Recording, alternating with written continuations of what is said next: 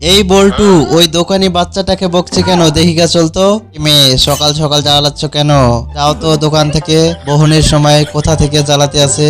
আমি 3 দিন ধরে কিছু খাইনি, কে একটা দাও। এই যা পালাতো। এই মেয়ে এই নে তুই, আর তুই খেলে বেড়া। ধন্যবাদ আঙ্কেল, তুমি তো দিলে।